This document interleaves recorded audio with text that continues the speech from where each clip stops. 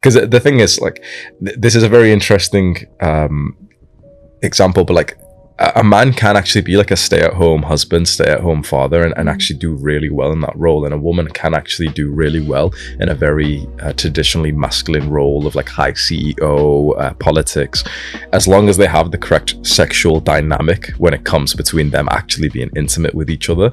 What happens in this case, or for most cases though, is that the man will feel quite weak and effeminate and like a pushover, and the woman will naturally become quite hardened and sharpened and quite productive and disciplined, and that usually will translate over to their sexual lives. And they've not mentioned like their sort of intimacy here, like actually sexually or emotionally, but you can see like the girl's just getting fed up with him because he's turned into like a stereotypical loser. He doesn't want to provide, he doesn't want to work hard, and this poor woman's now doing everything. She's working full time, she's doing well in that area, but then she's coming home and the chores aren't even done, the dogs haven't even been taken on a walk yet.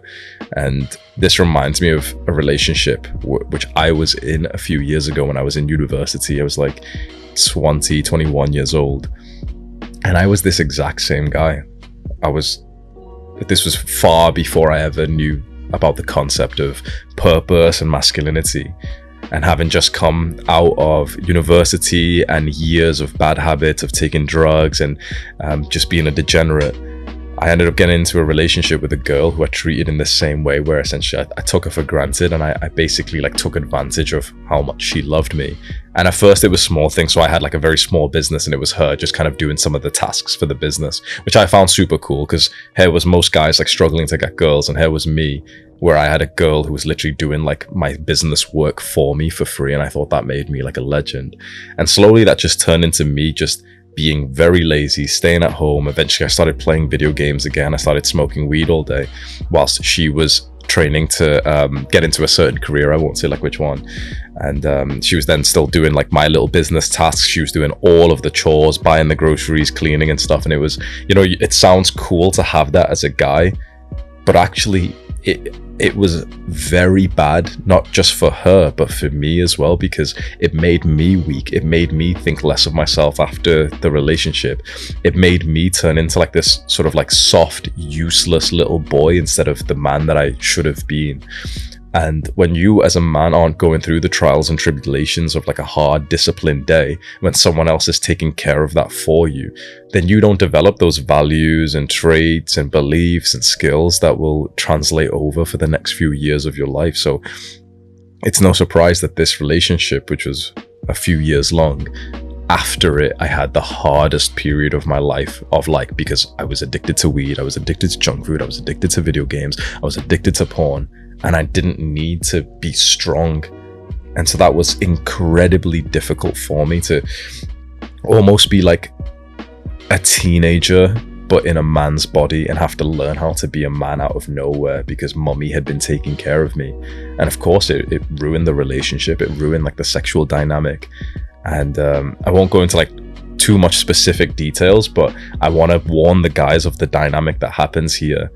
But I also don't want to put like images in your mind, right? This was obviously a long time ago. Would you mind if I spoke about the relationship? No, I want to say something which is very specific, but like this, when I dated this girl, which was in university at the start, like 19, 20 years old, she saw me as like ultimate Chad, whatever, like really in love with me, down for anything. Compare that, which many of the guys watching will have this kind of experience with a girl where like she is always yours, right? To the last time that I had saw her, it was physically clear that she had just been like absolutely pounded the day before. Just think about that. Now, we weren't like together at that point, so it wasn't really cheating, but it was just this weird 180 where like at first she thought I was like this ultimate guy, to eventually like she didn't even want to see me. I'd send her a message of like, you know, I'm gonna come over tomorrow or something, and she's like, no, like you can, you know, next week or whatever. And how weird that is to have like a woman who was totally just yours, to then she doesn't even want to see you. She's cancelling dates, she's cancelling meetups, she's telling you now, like, come at a different time. She's not replying.